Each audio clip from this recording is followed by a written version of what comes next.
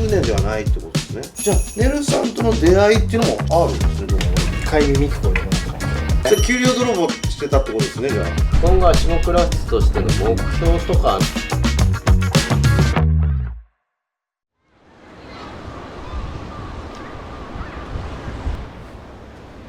いや、いい天気だね。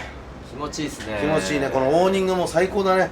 最高最高。でこのウッドデッキはサンド工務店で作ってるんでね。あ、そういえばそうですね。そう、こんなビルの上にウッドデッキ作ってみました。リゾートみたいですね。ね、リゾートみたい。こっからいつも始めたいね。そうですね。こういう事務所が欲しい。カメラ回ってますよ。あ、サンド工務店のサンドです。サンドコムテあっちゃんです。今日はねかぶっちゃったね。うん今日はいつもと違うんですよね。違う、ね。こんな素敵なロケーションから始まってみようかと思います。横浜の中心、スタジアムのすぐそばですね。すぐそば、野球も覗ける展望のところからお届けしています。ということで今日は突撃レポートというか、そう他花のうんちょっとね違うシリーズで今回第1弾なんですけど、はいなんとですね、足もクラウスさん、はい、ヒロさん長くさせてもらってるんですけど、そうですね、第1弾はヒロさんから始めたいということで、ちょっとね足もクラフツのまあ生い立ちというか、そうですねヒロさんのキャンプの始まりで俺たちはどういうふうに出会ってるのかとか、そんな話ができたらいいなということで、いろいろ深掘りしていきたいと思うので、はい、ちょっと行ってみますか早速。そうですね。いつものちょちょっとやります天井低いんですけどね。じゃあ小ジャンプだね。小ジャンプでいきます。はい、行ってみますか。せーの。到着です。着きましたね。はい、着きました。ということで、うん、早速紹介していきたいと思うんですが、アシモクラフツ代表の代表ことヒロさんです。よろしくお願いします。よろしくお願いします。はい、なんか普段とちょっと違って緊張しますね。はい。はい、そうなんですよ。実は緊張するんだよね、これね。第1回目突撃リポート。そうですね。ね、ありがとうございます。はいはい、よろしくお願いします。第1回目。ヒロさんはね、まあ普段よくね一緒にうん遊んだりしてる遊んでもら多分誰よりも一緒にいるね、多分ね。誰よりもはい、多分ね、ネルさんよりいると思うよ。マジっすか。最近うん、まあ最近っていうか、その年間で言うとね、はい、ぐらい話してるんで、話すことないね。いやいやいっぱいありますよ。いっぱいあるんですよ。あるいっぱいありますよ。本なので今日そう今回は一応、まあ、うんヒロさんに話をお聞きするっていうので、はい、質問事項等々もね、うん、ちゃんと質問攻めでいきたいと思います。来たんで怖いな。そんな怖がらずに、はい、行ってみますか。はい、行ってみましょう早。速そうまずねちょっとね僕が聞きたいのは、まあ、僕らもそうなんですけど、うん、キャンプなんで始めたのみたいなあところ。それね、ヒロさん、僕はそんなにね三蔵より知り合ってからは浅いので。知り合った頃からもう先にキャンプしてたんで、ヒロさんは。あ、そうなんですね。そうなのかな。うん、多分そん先だと思うよ。ヒロさんいつぐらいにキャンプ始めキたんですか。ャンプ歴を。そういえ14、15年じゃない？でやっぱ先輩、俺13、もうちょい短いのかな4年先だと思うよ。もうだってでそれで憧れてキャンプ道具を買ってるからさ、ヒロさんのところからそもそも。はい。ば。三蔵の話を聞きたいわけじゃないですよ。ああ、そうですね。はいはいはい、ごめん、俺ちょいちょい入ってくる。喋りたがる喋りたがりしてるから。ははい。始めたのはあれじゃないのね、家族で旅行行くのもなんかちょっと飽きたなじゃないけど、なんか他のやつないかなで始めてるから、多分子供が幼稚園とか小学生とか、それくらいの年齢の時になんかスポーツオーソリティみたいなところでなんかコーナーあって、あ、これ全部買っていけば旅行行けちゃうみたいな。そんな感じの。そんなことだよ。じゃあ誰かがキャンプやっててとかじゃないですか。違う。そのスポーツオーソリティでキャンプコーナーみたいな。あ、これで横に行けんちゃう。そうで一式買ったんですかじゃあ。そこで。いきなり一式っていうのはどこまで一式かはあれだけど、まずまあ普通にテントと寝袋と椅子とテーブルとコンロぐらいじゃない？ちなみに何買ったんですか一番最初って。もちろんコールマンでしょ。あ、やっぱそうなコールの。マンだね。やっぱそう。全部コールマン。いや違う、なんかどこのメーカーだかわからないようなやつも混じってた気がする。それからそれを買ってじゃあ家族で最初に。そう、何回か行った。最初のキャンプ場は最初に行ったのね、奈奈良良のなんだっけな、OK キャンプ場だったかな、なんか川沿いの。それ実家に戻ったついでとか。そうそうああ、そっかそっか。そうじゃあ夏とかですか？夏なんですよ、もちろんセオリー通り。そう入りはやっぱりそうだから夏あれですよ、小学校の時親がやってたからとか、うんなんかそういう入りではない、うんうん。でもちろん何にも火もつけられなかった。炭に火をつけるとかもう絶対できないですよね、バーベキューの時とか。手先は器用だから俺、そこらはね、ここちゃんと取ってくださいね。余裕でできました人のやつこうやって見ながらなんかサブやれたかのようにやるのは得意だと大体できちゃう。なるほどね。すごい。わかる。素人感あんまり出さずにできるあ過程でやる。家族の前で披露しなきゃいけないから、人にじゃなくて、あ、そっかそそう家っか。族でパパスキル満足させな高いよきゃいけないっていうのが至上命令じゃ一番大事。なるほどね。あ、それすごい。結構器用だね。俺できなかった。まあそれはもうそういう。もうそれはだって今だってそうじゃん。あれとかあれとかいつも言ってる。そこ悪いとこですよ。そっからじゃあ結構そのキャンプ沼じゃないけどキャンプにはまるんですか？そっからハマる。ブログ始めた？それで家族だけでキャンプしてるのに満足できなくなってブログを始めた。それブログやってる人たちを、まあ、そこにだから沼の始まりのおしゃれな人たちいるわけですよ。今でもいきなり？そうなんですね。でその人たちの見てすげえかっけーって言って、でそのブログを始めた時に初めてそのキャンプ道具を自分で自作する人とかっているわけですよ。はいはいはいはい。それ見て、あ、作っていいんだキャンプ道具って。あ、なそるほどこで思ったね。。それまではなんか買ったやつでなんか使えそうなやつをひたすら探すだから、うんうんうん。まあ、その時ネットあったから普通に探してでやってたけど、あ、作っていいんだったら俺も前職得意だからさ、うんうんうんじゃあ作ったものでキャンプしようって言ったらもうほぼテントと寝袋とか以外は全部作ったんだ。作ったものでキャンプしてそれブログでやってたりとかへー。つながってたりとか。そのブログっていうのは最初からそういう人たちが集まってるっていうのを知ってて始めたんですか？うん。何情報で？何情報だろうね。お友達？ブログやれば？いや違うよ。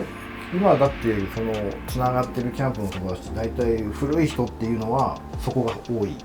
そのブログでつながった友達が多い。ブログつながりでつながってる人たちが多い。もともとだからインスタの前ってブログなんだよね。そうですね。アメブロ？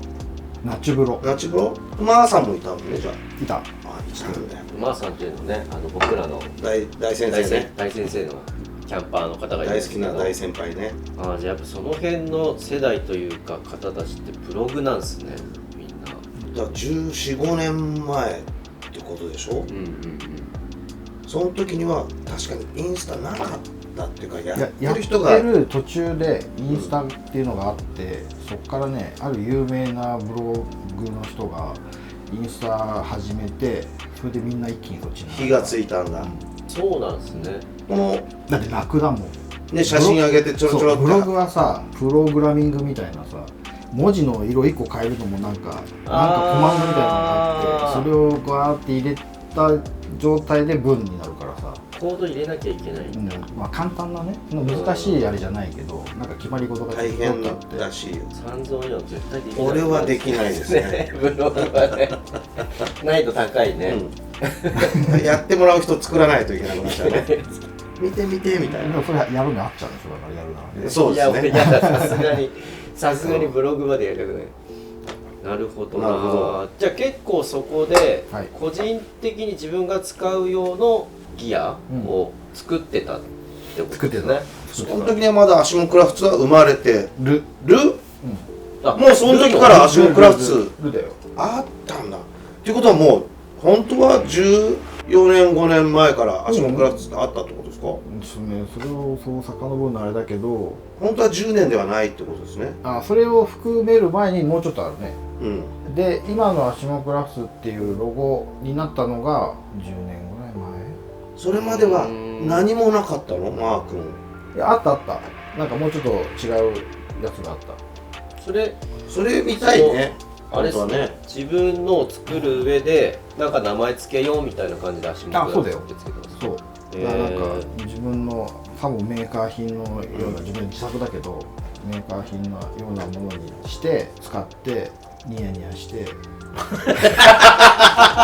ャンプ行ってニヤニヤしてで、はい、ここうなってたらもうちょっとこうなったらいいなっていうのを次のキャンプまで改善してでまたそれでっていうそれの繰り返しだった。それ披露する場もあったってことだよね。もうブログでつながってるからグルキャンもするしとか。そうでここがちょっとあれなんじゃないのとかいうのもあったってことですね当時は。そんな今みたいに深い話まではしないけどまああったかな。これ良くないいいねみたいな。ブログがあれで最初のグルキャンに参加するにはブログでつながらないとみたいな分かんないもんね。感じがちょろっとあった。いきなり行って単体ねそのワイワイっていうところには入り込めないじゃん、って思って入ってやってまあいろんな人とつながったかな。それ一人で行ったのじゃあ。家族で参加するのもあるけどもうその頃はね多分ほぼ一人だと思う。じゃあそこからもう活動としてはアシモクラフトの活動を始めてたってことなんですね。まあ元になるような活動原型はあったんですね最初から。まあブログの時からやってたかな。ちなみに、はいそう今普通にアシモクラフトって言ってますけど、それはなんでアシモクラフトって名前にしたんですか？それねなんとなくですよ。なんとなくなんとなくそのワードが出たってこと？そうそれね多分ね誰か人がつけたんだよね。あそうなんですか？それは覚えてないんですか？覚えてないただなんか理由あってこれこうで言ってよくないですかって言われたのをただそのまま使ってるだけっていうことにしといて。それがこんなに有名になっちゃってね。ねすごいね。そういうことなんだ。ちょっとだから名前でまたねこういう理由があってて聞けるかなと思ったんですけど、意外と浅かったという何もないびっくりしたなんなら今後の話もしないからね。いやそれちょっと何もないですっつって大体いつもなんかそれ聞かれるんだけど大体答えてないです。大々的にじゃあ話すの今回初めてですか？もしかしてこれも後々ちょっと全部カットであるかもしれない。言うかもしれない。あるかもしれないね。A のマークはヒロさんが作ったの？あれ作った。ヒロさんすごいね。あれ3代目ぐらいじゃない？今のやつ？あ、そんなに変わってるんですか A のマーク？これも変わってるっつってもそこまで変わってない。これもそうだよ。これもデザインしてんだよ。それ知ってますけど。結構ね本当はこうあっちゃんに頼んだりするけど自分でできるんですよ。すごいね。あ、そう人にやらせるのがヒロさんは。それも前手先も器用だけどね。そうヒロさんだってもともとあれですもんね。芸大美大芸大そう芸大出身だから。芸大と美大の違いは音楽系があるいわゆる芸術の総合が芸大美大は美術しかないと思う。じゃあヒロさんが行ったところがでかいだから学校だとね。音楽科もあった。芸術って言われるようなもののいろんなジャンルがあるってことですか？音楽も含めそういうの言いたかった。俺も言えんじゃん別に。芸術もちょっと携わってたとか言いたかった。言えばいいじゃないですか。嘘になっちゃうじゃないですか。また嘘ついてんなと思うだけだけど本当のことってあるんですか？95% ぐらいは嘘ですよ。だからほらだから最後にいいじゃん。 95% 嘘なんだからそれ2個追加されたってさ。まあそれでもだいぶ少なくなっちゃうよ。そしたらでもたまにこういう人いる芸大で。いる雰囲気出してる人。作家個性の強い人とかいるけど、多分こんなんじゃない。もっといかれてる。もっといもっといかれてる。っていうことはちょっといかれてるってことね。そりゃそうですよ。あ、そうですか。自覚ないんですか？自覚ないですちょっと脱線しちゃいました。脱線しちゃいましたね。そうそれでずっと一人ですよ。だからデザインするのも作るのも全部一人。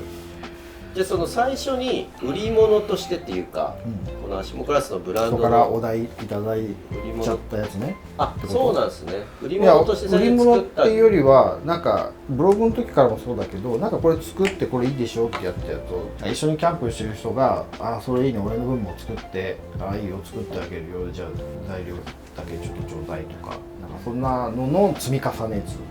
じゃあ最初に作ったギアはこれですみたいのってあるんですか？あるでしょ足のクラスじゃなくて、うん最初に作ったやつは何だろうな、焚き火のさ周りのこのいろりテーブル、ロバタテーブルっていうの、はい四方を囲むやつ、はいはいはいはい。あれじゃない？持ってるの今も持ってない。捨てちゃったどっかにあるのかも。使ってない。最初多何回か分あるだろうねただそれを俺のあれには定着しなくて、うんなんか最初の 2,3 回使ったぐらいから使ってないから、そこからどうしたかちょっと覚えてないな。また新しいの作ったんでしょうねでもね違うことになったか最初の焚き火台は最初の焚き火台はもう今の足が焚き火の足ですよ。最初からじゃなくて自分で使ってたやつ、うんなんだったろうな。俺なんか結構コンパクトにちっちゃくパタパタって畳める、なんかそんなめちゃめちゃ高くもないあれだなんか焚き火台だった。キャプテンスタックだああ、もう覚えてない。何だったか。結構覚えてないもんですね多分ね、短かったような気がする。そっから焚き火台を作る旅みたいなのが始まって、なんかメッシュでなんか自分で鉄の足作ってなんかテーブルにもなってみたいなやつを作ったりとか、そのトライポッドみたいなやつにぶら下げてっていう焚き火台にしてみたりだとか、なんかこうペトロマックスのアタゴみたいに全部シャコシャコシャコンってなるようなやつをで作ってみたりだとか、そんなのまでなんか作ったんですかいくつかいろいろ作ってたよ。だから自分で買ったやつ一番最初に買ったやつぐらいじゃないかな。これ真剣にさファンの人さそこ知りたかった人結構いるんじゃない？あれば物とかもあればヒロさんこうね本当はこれだったんでこれも何個も作ってたんだよとかさ面白いねこれ初めて聞いてこんなにたくさん合ってるのにね意外と聞かないもんですね前はどうだったのなんていうのは昔話しないもんね、そんな。うんしない俺もそんなにし昔話好きじゃないからうん昔の話はして昔話してもしょうがなくないですかっていう。飛ばしてください。今日は振り返るということでお願いしますでも今年だから昔を掘り返されることが多いから、だって10周年だもんこれでももう過去ちょっと何年かこう過去を掘り返されると続いてるから、これでも出てきてる方だよ。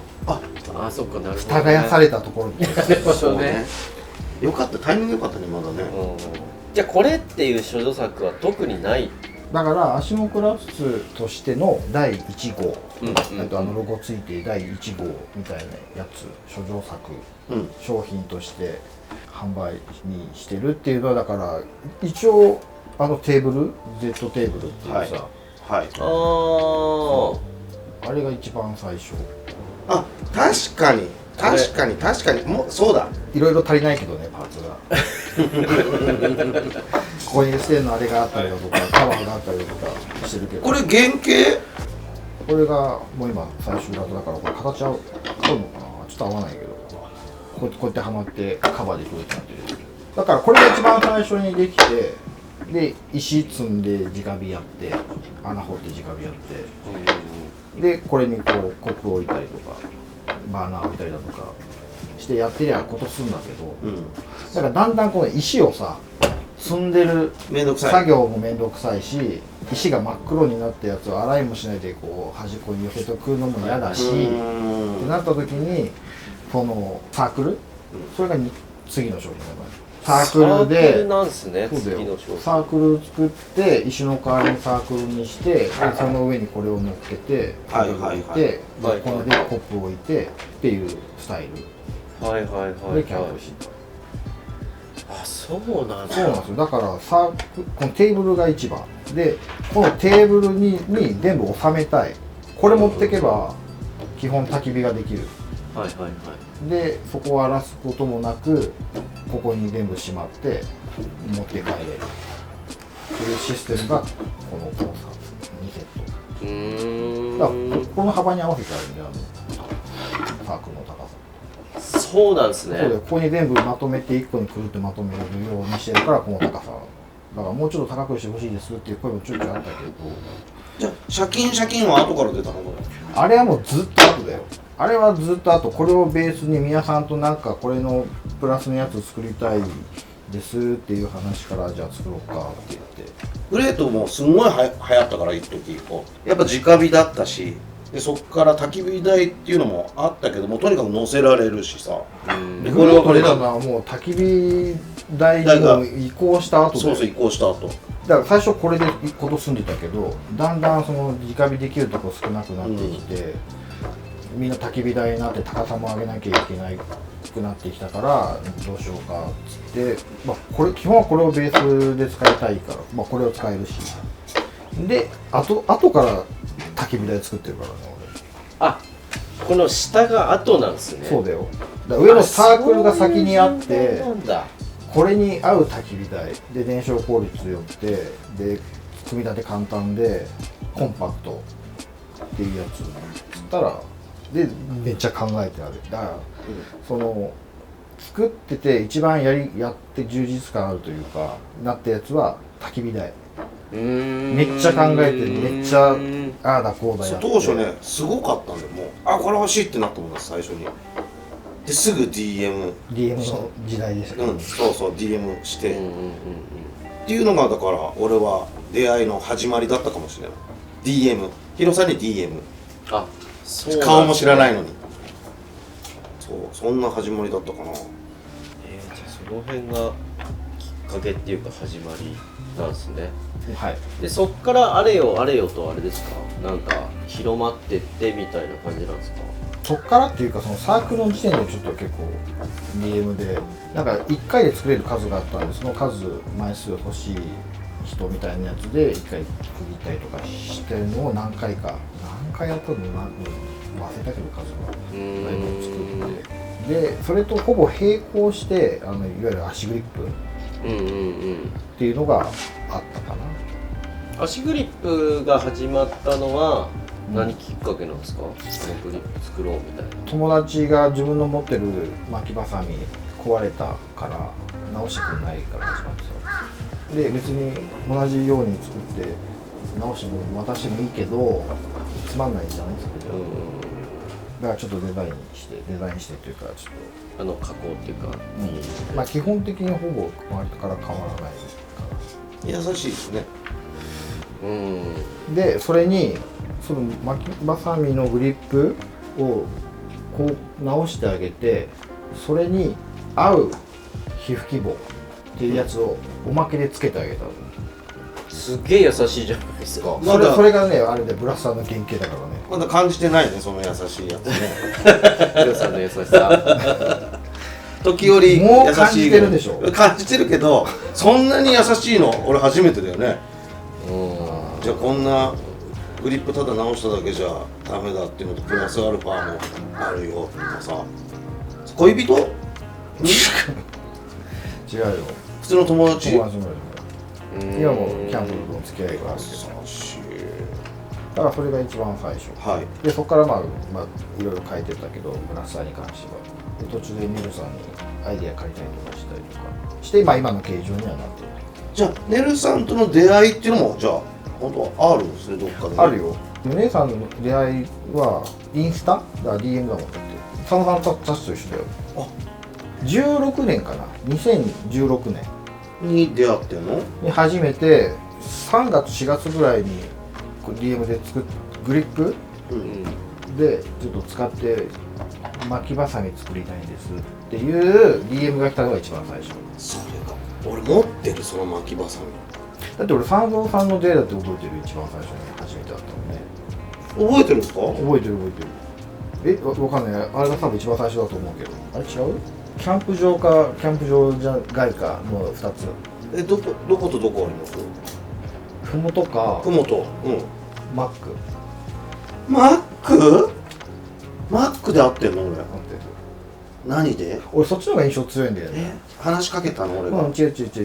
物を渡すのにはい。届けに行った。それが最初。優しくない？優しい。それが最初。届けに行った。そう、それが最初。すごい、届けに行ったんですか？届けに行った。受け取る分もあったかような気がするけど。それが最初だ。それが最初なのか、ふもとが先なのか、ちょっとどっちが最初かわかんないけど、俺はなんかマックで待ち合わせして物を渡して、俺も受け取ったのかな。そっちの印象の方が強いかな。ふもとは六角祭とか。そう、六角祭ですよね。そんなのだからその前だもん俺。それいつの六角祭ですか？ 2回目とかだと思うよ。じゃあ俺もどっかで会ってたんですね。俺も六角祭してたから。じゃあ六角祭やってた時ぐらいってことですか？結構そのなんだろう、アシモクラフトとしての活動がこう増えてたっていうか。いや俺だって多分そのアシモクラフト絡みでないと多分参加してない六角祭から多分アシモクラフトはやってる。うちのサークルって五角形なのね。で六角テーブル用に六角形のやつ作った時あったの、イベントで。ザースのテーブルの真ん中に六角形で収まってテーブルと一緒の高さになるようにしたやつ。ほら今宮さんがさ、サークル作ってる時になんか今も多分使ってくれてるんだけど、ここが六角形のはいはいはいはいあれあれであれと一緒に確かその時作った。だから参加したんじゃないかな。そうだと思う。多分ねあれなんかまあまあというか、そこそこ数作った。今までに言ったら全然少ないけどそこそこ作ったけど使ってんのは今めっちゃ見るの皆さんがみんなどこやってんだろう。俺もサークル持ってる。六角形のやつ？六角形じゃもう普通のサークルを持ってる。持ってましたね。持ってる。家にまだある。使ってるの見たことある。びっくりした。使ってるの見たことないっていう。いや使ってますよ。買って使わないのないでしょ。だって欲しいから買う。使い込んでましたよね。結構使い込んでる。焚き火台だってもうブニャンブニャンぐらいになるまで使ってるからね。で本格的にじゃあそのアシモクラフトで最初ってだってあれですもんね、趣味でみたいな感じから、その DM とかで作ってくれでそれを作ってみたいな感じで始まってって、人気が出てきてっていうか、なんか自分でこれちょっと人気出てきたなっていうか数が増えてきたなみたいなのってあったんですか？それは慢性的にありましたね。慢性的にありましたよ。もう割と早い段階から。なんかそのなんかね、その DM に言ってで物をやり取りして物を届けるっていうシステムしかなくて、でやってる人も俺とかネルさんとかそこら辺だったんで、なんか結構大変な思いをずっと毎日、もちろん仕事してたんで、その時はまだもちろんしてますよ。いや仕事中にちょっとお腹痛いですっつってトイレ行ってそれは DM 返事したそうなんすね。それ給料泥棒してたってことですね、じゃあ。いやちゃんと仕事はしてた、けどちょっとうちというか前週結構拘束時間長くて、がっちりやらなくてもいずれにしろ最終的にはよくいなくなることを咎められましたけどね。トイレ多いよねみたいな。そうすぐお腹痛くなっちゃうねみたいな。わかる、俺もそういうタイプ。現場着くと一回クソしないと始められないのも。だから今はほら EC サイトって結構手軽にやれてシステムが出来上がってるんじゃないですか。だからそれだと購入する人が購入したらもうそれでとりあえず住所のやり取りも全部終わるでしょ。で支払いもなんなら終わるじゃないですか。それがそのシステム使ってないからさ。オーダー受けて一個だからもうチャットみたいなやり取りをそれこそ何十人何百人とさ個々で一人に対しての工数が多いんですね。そう圧倒的に。であとこれも商品増えてくるとあとこれとでお金の金額の計算とかさでいくらですなんとかです振り込みですとか、そんなのが送り先はどこですかとか何回も DM これやるんですよね。着払いでどうだろうとか元払いでもいいですかとかってやり取りを大変だわ。大変。それはトイレ行くでしょ。だって俺その通知を見るために今ほら時計、俺はあんま時計とかできないんだけど、それを通知を見るために俺アップルウォッチつけてたからね。そうなんですね。時計とか時間とかどうでもよくて、その来たメール、通知を見てなんか急がなきゃいけない返事っていうのをここで一旦軽く確認して、あ、やべっていうやつはもうトイレちょっとお腹痛いんでそらねそう怒られるよね。なんだそれは怒られる。怒られますね本当すいませんでした。でも本業を超え始めてたってことだよね。超えるそんなもん忙しくはるかに超える。いや昔の本業っていうか仕事も忙しかった。拘束時間長いし、言っていいかどうか知らないけど2鉄3鉄とかするからさ、で拘束時間ずーっとあるからさ、っていうのがあったけど、まあ超えてたね。すごい。でちょっともう無理だな、どっち選ぶってなった時に、こっちはほらちょっともうそういう状況でちょっと俺の評価が下がりつつあるわけ。はいはい会社的にはそうですねそうそう評価が下がりつつあるから、じゃあちょっとこっちでちょっと頑張るかっていう。それでその時に一緒に行ったのネルさんに一緒なのにもうやめようかってちょこちょこ話はして同じことを感じていた2人だったってことでしょ。そうで相談してるし、あれどうするこれどうするっていう話はずっとほぼ2日に一遍ぐらい外で話してる。結構深刻だったっいやてこ深刻じゃないけど、その疑問に思うこと、やりたいこと、やらなきゃいけないことが自分一人だと不安、合ってんだかどうなのかも分かんないから、どう思うとかどうするとかこうするとかっていう話をまあまあしてたかな。でその時に物のやり取りも少しあったからさ、それって何年ぐらいの時期的にどのぐらいの時期ですか？何が今2024年ですけど、フリーになったのはってことでね。何年独立したのは独立して俺仕事辞めたら2019年かな、19年20年19年、コロナが始まる前の年、辞めてすぐコロナになったんですよ俺が。あ、そうなんですね。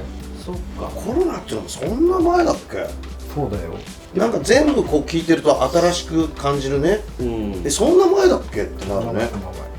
でもコロナ前ぐらいっつったらアシモクラフツっていうブランドだいぶ有名でしたよね。だいぶ有名です、な印象です。一応ね、その項目にも一番苦労した話っていうのがあったんですけど、そうだから焚き火台ね、商品の誕生で一番苦労したやつ。そっか、それは焚き設火台か。計まで自分じゃあね。そうだよ。ここと違ってさ、こうそれぞれ役割分担できてるけど、俺はいないから、俺この2人でやってることを全部俺の中でこう完結させない。うちは個々で欠けてるんでね、いろいろ。でこれで1個なんですよ。いいなっていう話。いやでもそれ俺できないもんね、やっぱな。こうなるとこうなるとかさ。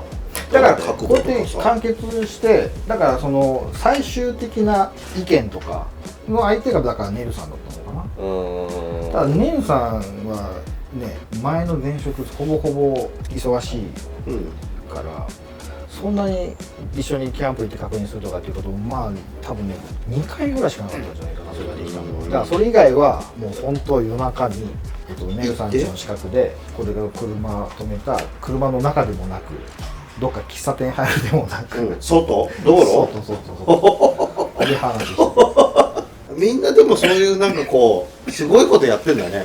ちょっともうちょっと綺麗にやってんのかなと思うけどさ。それはこれ長くやってきてだんだんこう、例えば今だったらねスタッフいてとかで、もうびっくりしたけどこの間さイベントに行ってスタッフの哲がさサインしてたよね。もう人気出てる。うわびっくりしたわ。今までこうなんか遠慮がちに段ボールで書いたのにいよいよ商品に書き出したからすげえなと思って中国から見てました。結構じゃあその時期の苦労って半端ないですね。半端ないんですよ。俺2回耳聞こえなくなってますから。知ってる、そうだ、知ってる。2回目はこのウッドデッキ作る時よ。だここ11階なのね。それで来なかったってそうそうそう。だから話の段階の時は「いい俺全然手伝うから」っつって「だって俺もやれるからね」お友達だから金を取るっていうのはしたくないから、材料費とかと職人は腕利きは1人連れてくるから俺だけじゃ大変だから、それでそのお金は払って俺はいらない、その代わりヒロさんも手伝わなきゃダメよっていうので、オッケーオッケーって俺もやるっつって盛り上がってやった当日のこの材料も結構高いいい材料なんで重いのよ。それをここまで上げるのに来たのが老人があれだから藤原さんね。おいと思って。いやいやあれもベテランですから。あれ森田さんはって言ったら「いや今日来ない」いや今日来ないじゃないんだって今日やるんだよっていう話で荷上げから大変なんですよっつったら「いやだから俺が来てるから」っつって「大丈夫だよ」っつって言ったらもう午前中でもううわってなっちゃって「みたいな待ってちゃってるよ」と思って大変だよ結構でヒロさんやっと連絡つながったと思ったら「ちょっと行けない」っつってだって俺もう2日前に入院してるからでそれも最初言わないの入院俺して2日前たんですね前日なんかわかんないけど、前日それも言わないのよダメだってっつっただからら藤原さん人いたら大丈夫でしょ。いいでしょっていうかそういう話じゃない俺とヒロさんの話で間っこ入れてきてもダメだっつったらいや実はちょっと倒れちゃってでも誰も言わないでほしいって言うからもうまあ倒れちゃったらもうしょうがねえなっていうので始まったのなるほどね、うんだからそうやってねなるんですよ。うんそっか俺その愚痴を聞いたことあります確かでしょヒロさんが来なかった来ねえんだよつって俺は俺であれだからそれどころじゃないから、ちゃんと聴力回復しなきゃいけない、そうです一応ね三蔵工務店との出会いっていうのもあったんですけど、はいまあ三蔵との出会いはだからさっきのマックの話って俺がもうお客さんファンだったのねいうところですよね、うん僕は多分ね全然後になってからうんこれね名前は聞いてた。最初何だったっけ名前もともとはミヤさんが最初あっちゃんって言い出したの、うんうんうんうん大熊さんとこ行った時に、うんで多分大熊さんもミヤさんもあっちゃんあっちゃんっつってて、それじゃないですかね多分いや名前は知っててだから大熊さんなのか宮さんなのか三蔵さんなのかのインスタとか、まあ、ストーリーなのかを見てると出てくるうんし、その大熊さんのやってるのも知ってたからそれは知ってた。で実際に会ったのはだからデバイスのレセプションの時かな。そうだそうそれをこれですでだからその中華屋さんでよくここにあっちゃんがいて、あこの人がバーラ榊なんだなって思って郵便印刷の人ですよねっていうあそっかそれが俺が一番最初そういう時なんですねよく覚えてるねいやすごい俺大体覚えてますよ。記憶力いいので一応まあ三蔵工務店それぞれそういう出会いがあって一応まあ今ね一緒にコラボとかうんやらせてもらってますけどなんでコラボしようってなったかっていうのはでもロダンだよロダンそうねですよねだからもう三蔵工三務蔵店の工務店のね強引な押し付けから始まってん大体いつも多分三蔵がヒロさんにそううちでちゃんとこういうのやるからロダンのヒロさんの作るよみたいな作りますよって言ってみたいな感じだったと思うでそこから2年放置だそうそう1年半ぐらい1年半ぐらい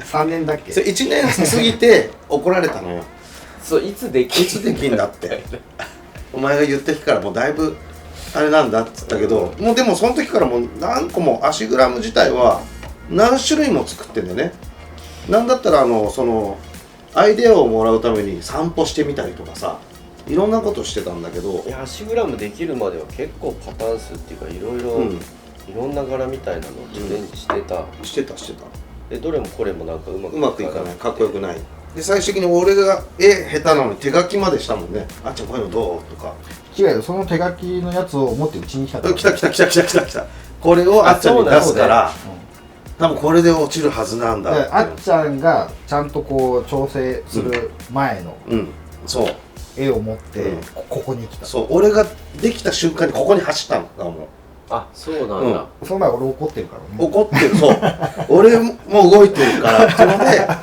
ので何も考えないでここ来たから意外とあそうなので今いるってじゃあ今行くわちょっと見てほしいって言ってこんなちっちゃなカニ知ってる子たち友達で多分その現物を俺が見てるひどいプレゼンだねひどいプレゼンかもしんないけどこれでもそのなんかそれにかけてる思いというか、うん熱みたいなものは伝わる感じだったでしょ手書きの汚いのに一生ああいい懸命じゃんです書いてるからさ絶対いいはずだって自信作なんだっていうので来てるはずで嫌だったらもうこれ以上はできませんみたいな感じだったと思う怒ってないよお叱りぐらい怒ってないよ怒ってないけどちょっと聞いただけなんかだいぶ前に頼んだけどどうなってるんですかねっていううちからしたらもうドキドキだよねもうね怒ってるってなってたよね。怒ってないけど。そうだから結構血と汗と涙の結晶じゃないけど、あれはそんな感じだったかな。思い入れはすごいありますよ。いや、俺が印象に残ってるのは数、まあ今となっては今数いくつもロダン作ってるけど、俺は一番あれが気に入ってるんだそうそうそうって俺には言ってました。そうしかも多分ね、僕らの方で作ることが柄を作るっていうのをしないんですよ、基本。俺投げたからね。やるって言ったから。であの苦労も知っちゃってるから特にだよね。やってみてくださいって柄をっていうことだよね。できないから。俺だから一番多分初めすぎて、なんかその自分でデザインしてっていう感じじゃなかったから、やりますよ。こっちでなんか燃焼効率とかもあるし、あれって意外と考えられてるんですよ。だからこっちでちょっとデザインしていくつか案出しますねっていう話だった。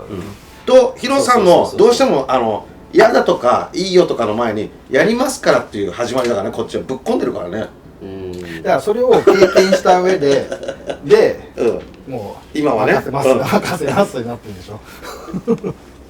そう、そんなのもあったんで。まあでもいいのが実際できだましかたからね。一番気に入ってるって三蔵が言ってたのが、まあ俺は信じてる。このまんまの柄でやりたいこともあったもんね。まあ今もあるけど。ありますね。でそこからその柄使ってね、結局バッグ、その辺ロダンのそうそうそう、カバンとかさ。ちっちゃいのとかありますけど、そう、ロダンのカバンとか。あれなんかちょっと良すぎてみんなロダン入れるのもはい、だから最初そこかはら今ロダンのカバンじゃなくて普段のカバンって言うそういう名前がついたんだ。そうあれロダンのカバンのロダン取れて普段のカバンらしいです。でも嬉しい。俺もでもね、そう言って販売してます。普段のカバン、ちょっと待ってくださいって、そんないきなり入れないでくださいって言って、俺はまだ使ってます。これやれたらロダンのカバンにしましょうっていう。いえロダン入れるために作ってるんですから。2回使えるんですよっていうお知らせでやってる。なるほど。でそこからパルスとかね、いろいろ結局お願いして、お願いして、あれは逆に愛を感じた。グリップはあれちゃんと三蔵さんのデザインのこだわりをちゃんと理解した上でなってる。作ってるからね。ただ変えただけじゃないから。俺後からね言ったんだからヒロさんに、これすっごい考えてるね、当たり前だろって言われたからこれすごいよ、ここ考えたねこれねっつったら当たり前だとあれが愛だと思う。だからほら、感じてるじゃん。感じてる。うちは販売もしやすいイベント出た時はね、こういうのが詰まってるんですっていう話ができるからね。あれをうちで販売しないで三蔵さんのところで販売する、グリップだけね、よく聞かれるけどグリップないんですか、ないんですよって。あれもあれでいいでしょだって。全然面白い効果でいいと思います。基本的に俺のしてる時はなんか売りというか、なんかそのビジネス関係に走りたくないですよ。だから結局こうつながってる中なんで楽しくやっていきたいというか、その延長線上でやったやつをこう相手も面白そうとか楽しそうとかあれいいとかって思ってもらってどんどんそれが広がっていく方がいいと思ってる。だからその相手としては三蔵工務っていうのは俺は好き。ありがとうございます。ありがとうございます。嬉しいですね。泣いちゃいそう。いいんだよ、泣いて。泣いていいですよ。あとね、さっきちょっと話に出ましたけど、はい。まあ10周年、今年10周年っていうので、あ、うちです。はい、おめでとうございます橋本クラスさん、おめでとうございます。で、ネルさんとあれですよね、1年、今年の末までかけて、まあずっと10周年なんかいろいろやってるって言ってお話は聞いてるんですけど、実際、まあ三蔵工務店はまだね3年目なんで、そうですね。まだまだねこうやりたいことがいっぱいあってみたいな感じでやってますけど、10年ってやってみて、どうですか、迎えてみて10周年って。あっちゅう間ですよ。あっちゅう間。あっちゅう間ですよ。まあでもね、もちろん三蔵さんたちもそうだろうけど、応援してくれる人というかさ、使ってくれる人、知ってくれてる人っていう、まあ物を作る時に関わってくれてる人、まあお店で販売してくれてる人とか関わってくれる人がちょっと多すぎて、なんか一回どっかの例えばほらモールズでイベントを一回打って、ありがとうございましたっていうには、足りない。なるほどなるほどなるほど。そうで東京に来れない人もいる。今そう思った。でって思ったから九州と、うんまあ、北海道。北海道。本当はもう点々とやりたいんだけど、うんうんうんうんそこはいろいろできなくて、うんなんか一応北海道と九州と、まあ、真ん中とノールズのイベントがあって、であと12月に本州の真ん中の、まあ、静岡富士山のふもとのあたりで1回、それ何月何日なんですか？それ12月イベントですか？キャンプイベント。うんでキャンプイベントが123回日本で。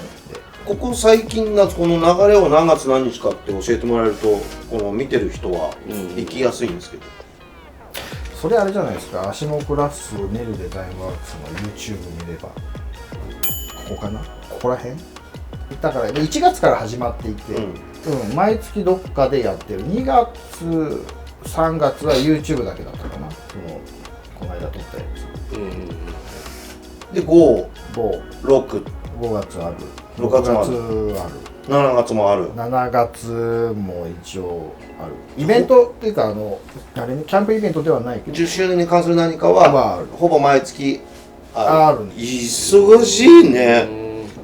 忙しいけど、まあそうですね。まあでもキャンプイベントがそんだけやってると、それはそれで嬉しいですね。キャンプができるってことだもんね、行けば。そうだからこの間ほら一緒に行って台湾だって、まあ、一応キャンプですね。行ったでしょ、あれうん1月だっけ。10周年結構あっという間だあっという間なんだね。ちなみに商品ってその10年間でっていうか何個ぐらいあるんですか今？ 100超えてるっていうの前聞いたことあるか種類で言ったらある100、いくつなんだろうね。なんかうちほらバーコードで登録してるから、わかるバーコードの登録数で180いくつかあるよ。すげえ。それはでもほらカラーの色バリエーシ違いとかね。ョンとかあったりするから、まあそこまで本当は多くないけど、 100は超えてるってことですね。 100は超えてると。うちは目指100目指せって言ったそうよねそう目指せ100アイテムで始まったんだもんね。10年すごいね。でも100個は出ない。計算したら1年に10個出さないと10年で100個は超えないんだよ。でも今一応20ぐらいでし少なだから10個遅れて3年目でしょ。ょ。だから品番数で言ってるから、もう空張りとかは何も入ってないけど、でも頑張ってますね、うちも。一応頑張ってます。こういうパワーもらってね、この話もそうだけど、俺ら今日は YouTube で喋ってるけど知ってることもあるじゃない、あれでこうパワーをもらってやってるところも実際あるんですよ、頑張っていこうね。そこなんか話すのかと思ったらそこで終わるのか。じゃああとあれですね、今後は下クラフトとしてのそのヒロさんの目標とかなんかやっていきたいこととか、なんか描いてる。いや俺そんなにね深いこと考えてないですよ。まあ考えてたとしてもあんまりこう語る。例えばじゃあ老後とかは老後を考えているとか、こういうテラスに老後なんて考えてないでしょ。何も、うだってもうそっか、年が違うんだよな、ちょっとな。ん、いやほぼ一緒でしょ。ほぼ一緒でしょ。分かんないですよ。まあそうでしょ。だからじじいになった時のこととか心配になる。もう体もほらだから弱ってるじゃん、正直。もうずっと現役ではいたいと思うの俺は。だけどこう例えばこう湖のほとりに住んでいたいとかさ、なんかそういうのないですか？いやなんか自由な生活というか、なんかそんなのはしたいとは思うよ、漠然とね、いや漠然のやつでいいです。そんな感じ。だからどっか違う国になんかちょこちょこ行ったりだとか。はいはいはいはい。そういうのはあるってことね。ただ俺的に思いっきり田舎の方に行ってっていうのも、俺田舎から出てるからさ、そんなめちゃめちゃ田舎でもないけど田舎から出てきてるから、なんかそんなに田舎で憧れてるわけでもないっていう、だからそんなに田舎は嫌だってことですね。どっちかというと。嫌じゃないよ。なんかたまに行く田舎はいいじゃん。だからずっといるのはちょっと俺の割には合わないかな。なるほど、それわかる。でもその、今後の話で言うと僕的にはちょっとこうこれそう、足も工務店ね。そう、これはなんかこうやっていきましょう。そのウッドデッキもそうだけど、なんかこなんかうやりたいねみたいな。家のもののパーツだったり、やっていきたい。で2つ3つやっていくことあるじゃないですか。あります。あります。あります。そう、あるんです。足も工務店これベイアウトでね禁断ロゴっていうのでごちゃ混ぜにしてっていうのでうんうんやったうちの1個のアシモさんとうちのアシモ工務店なんですけど、この実現そうこれをね実際何かやろうっていう話はねしていこうねっていう話はヒロさんとかとしてて、でも今年は広さ忙しいから今年中にこのなんかを考えておいて来年ぐらいからなんか少し始めたいですね。うんまあなんかやりだしてもいいなと思ってるよ。うんまあなんかねなんかのやってい形こうっていうのででやっていきましょう。でもやりたいですね。だからなんかちょっと話ちょろっとあったりとかそれであっちゃんでちょろっと言ったけど、うん話あったりとかするからそれをちょっそうですねちょっととちゃんと聞いたり詰めたいとかして逆にじゃあそうですね、うんヒロさんのチャンネルでだから三蔵法務店おをう聞いてもらえると聞いてもらえると嬉しいんですけど。 2時間ぐらい喋ります、はい本当うんなんか聞きたいことある？ないって言うでしょ絶対しょっちゅう一緒にいるのいやうんそうね。あとなんかヒロさん的にお知らせとかなんかはいそのお知らせはいまあ、10周年のさっきのキャンプこういうのやるよとか、こんなのが出ちゃうかもよとか、なんか宣伝的なは伝えておきたいこと宣伝的なやつは宣伝ね。い、うんそう三蔵さんとかといるから一応パルスやってるじゃん。はいなんか強くなってるあっちゃんのやつより。あ俺見たことない強くなったバージョンほらちょっと見た目をねパルスに寄せてみた。本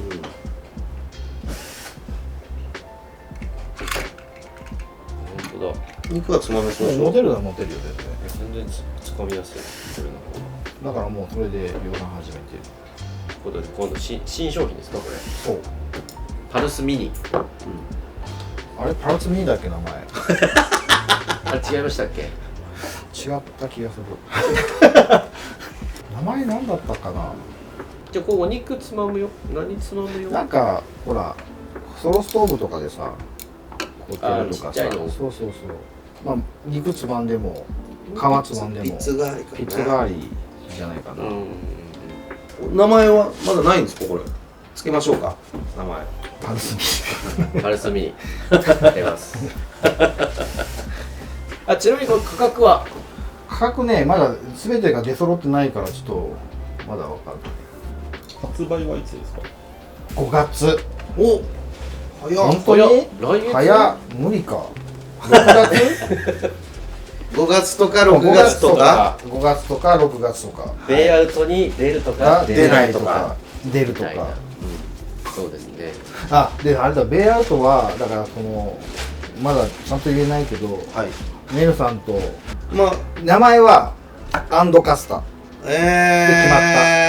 名前はアンドカスアンドカスタタアンドカスタに決まっその由来はたアンドはアンドでしょうんカスタは何あれねあれでしょあれねあれねあれねでそれの講習を6月の3日に受けるんだよね多分そこまでにできてくると思うんだけどねじゃあ今一応言えないけどベイアウトでもう全く新しいうんあれです多よね分思いもしなかったような俺も最初聞いた時びっくりしてましたそんな作るのみたいなしかもそれで違うイベントも出るからねあいいと思いますそういやっていうか出なきゃもったいないですよそれベイアウトは出るよね、ベイアウトはねはい7月の19日からかな、モールズってはいあるじゃないですか、はいはいでそこで場所を使って、はい10周年の、展示とかうん販売はなし販売もある何日間やるんですか10日間ぐらいおーっと長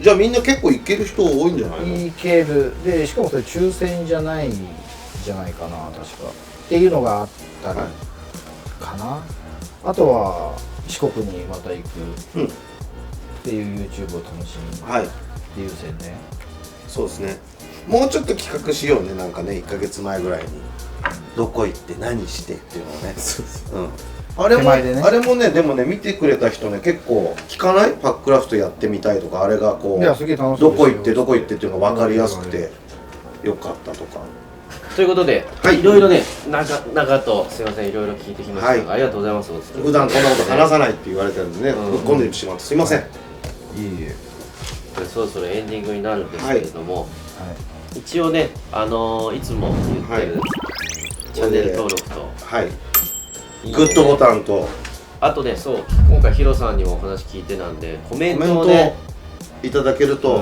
いただきたいなっていうのは、多分ね本当に話さないことがここには今回入ってると思うんで、ぜひぜひコメントいただけるとまた次回につながると思うので、ありがとうございました。はい、ありがとうございました。いいえ、ありがとうございました。ヒロさんの YouTube もあるので、ぜひぜひそちらも見てください。多分10周年のこととかもこれからどんどんやっていくんじゃないですか。まあ一応撮ってはいる。はい、こちらもぜひぜひよろしくお願いします。コメントもよろしくお願いします。いつものじゃあ、はいやって締めますか。はい、ということでじゃあ今回はこれでおしまいになりますが、また次回もよろしくお願いします。信じるか信じないかはあなた次第。イエス、ありがとうございました。